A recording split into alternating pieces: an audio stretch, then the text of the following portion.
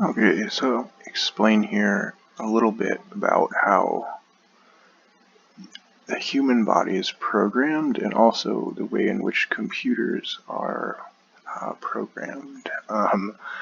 So we have here, we have this device. We're going to use technology that you are already aware of. Okay, so we have this scale. Here's a scale, and then here you have a little hill, and then you have what's called a pressure piston like this. Okay, so this is like this is a mechanical device. It's like similar to how the human body is programmed. So this piece here is going to attach to something somehow, and this is like a tube,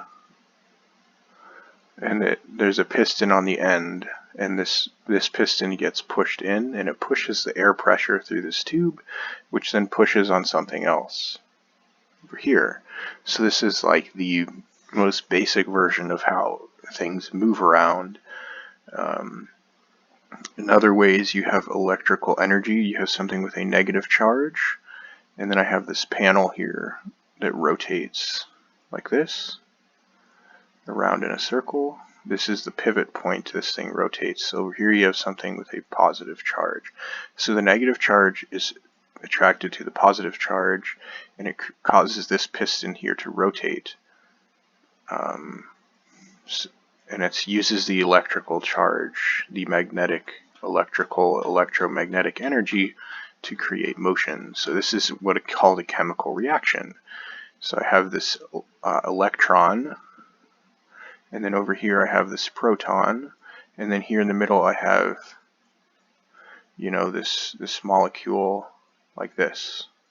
So this electron is attracted to the proton, so it flies and it pushes this molecule, and it causes it to enter motion, and it rubs against this other molecule like this, and that creates friction, which creates heat. So this is how things work. So when you create heat, it causes a change in pressure. Okay, so if gas is at high temperature, the pressure increases. So you have this balloon, and this one electron makes this molecule move around and rub against the other molecules, which creates heat, which creates an increase in pressure, which causes the membrane to swell. So this is called a chemical reaction, and it causes this membrane to swell simply by the electromagnetic energy between the electron and the proton. So I eat a bunch of food, and it's negatively charged. In my body, the stuff in my muscles is positively charged. So this food is going through my bloodstream, and it flies by these positively charged muscles, and this electron flies in here, and it triggers a mechanical device that creates an expansion or contraction of the muscle, which pulls in all the matter around it. So by eating this food, and then it allows for the muscle to open and close. So this is a very simple version. Obviously, the real life is more complicated than that, but that's a very simple version of how the human body works, right? So what you have here is this little device that I've invented. And there's a scale down here. Each of these weighs, let's say it weighs 1 ounce, and you can fit 3 of them in this tube. What happens is the first marble falls in, the second marble falls in, the third marble falls in. So when the first marble strikes this tube, your body already knows that it has 3 marbles, because this cylinder has to fill up all the way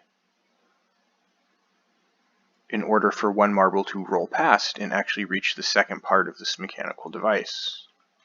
Does that make sense? So if this piston is pushed in, there have to already be 3 marbles in this socket, right? So this scale should weigh 3 ounces.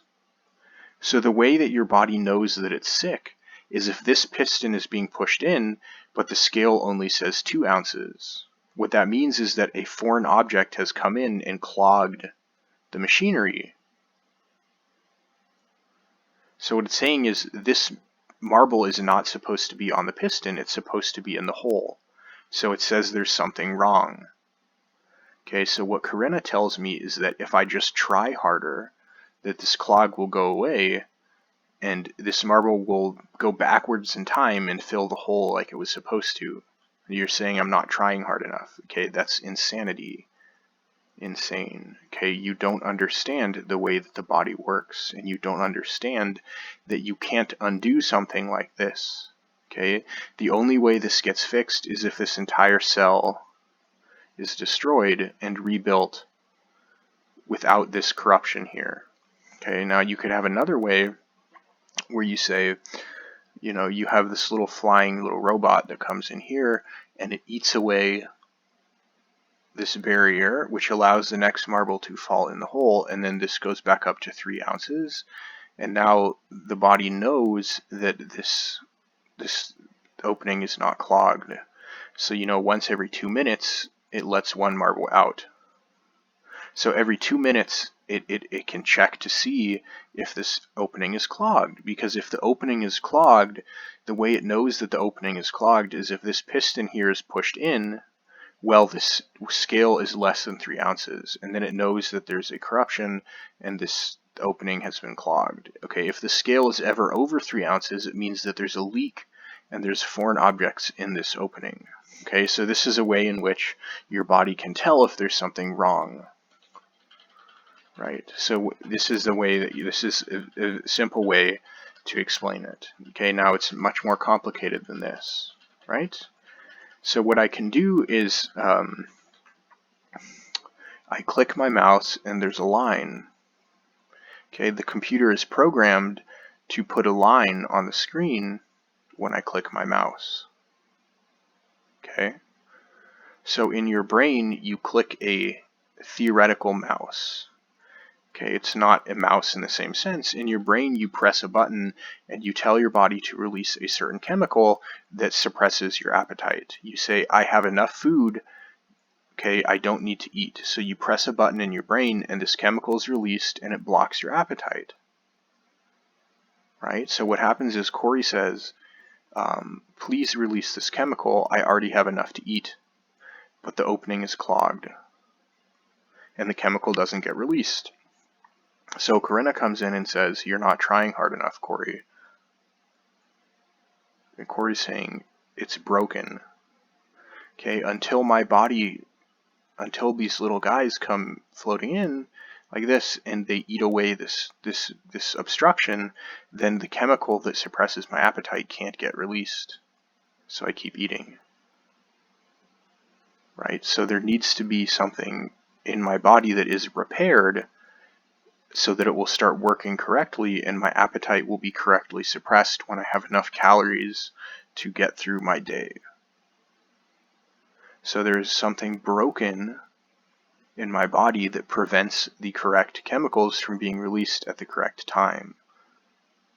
And this is why there's a problem. Okay, it's nothing to do with effort.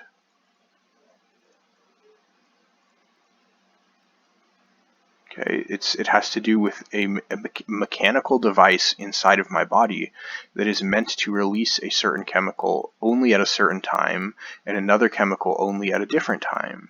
And what happens is the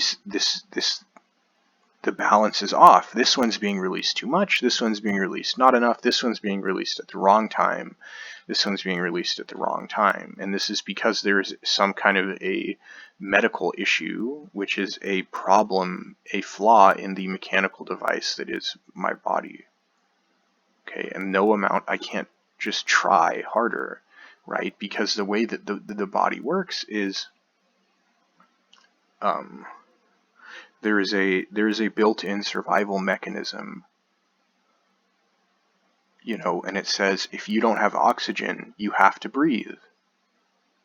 Right? So this is why I told you, try not breathing. You can't.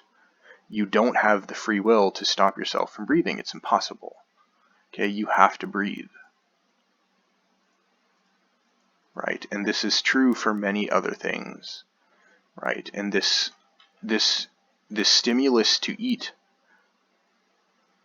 is overriding my will to not eat, just like your attempts to not breathe is being overrode by this thing in your spinal cord that is, it's called the medulla, and it forces you to breathe. Forced to breathe. It's impossible not to breathe. You don't have the free will to override that. Okay, there's other things that you're also forced to do. Your heart is forced to beat, and you can't stop that from happening, right? This is similar to illness, okay, where your body is forced to do a certain thing against your will because the RNA strand in your cell has been altered. This is called illness. The instructions are changed, and now your body is following by a flawed blueprint of what it's supposed to do. And this is the reason that I'm gaining weight. Okay, it's either A, natural survival mechanism, or B, okay, RNA failure, change in instructions by illness, or C, broken mechanical device somewhere in my brain. These are the only possible options. Okay, there is no other explanation for it. Okay, it's either a natural pre-programmed reaction, okay, there is a flaw in the DNA, or something is broken physically and it hasn't been fixed. These are the only possible explanations for when something goes wrong in your body. Okay, it hasn't, the word effort, this isn't real. This is a fictional thing. Effort is fictional. Okay, what you have is you have a electrical nerve, signal that goes to the part of your body that is supposed to release a chemical that motivates you to work hard. And if you don't have enough of that chemical, or the electrical signal is blocked, it means you don't work hard. Okay, so what this means is that your body is producing a very large amount of the chemical that causes you to work hard, and the nerve signal that you sent to increase work effort is not being hindered. Okay, so this word effort it's fictional, it's not real. Okay, the real word is your body working correctly? And when you tell yourself to work hard, does your brain and your body let you work hard? So not working hard is the result of a mechanical failure in the body, or a foreign influence that is an illness, or a line in your programming that doesn't allow you to put in effort. So it's not a conscious choice. Okay, it's a flaw in a mechanical device, it's an illness, or it's a flaw in the programming of your RNA or DNA. Okay, so this is fictional. This word here isn't real. It doesn't represent anything grounded in reality. Okay, it's a lie that makes you feel like you're better than other people, and that's the only reason for it.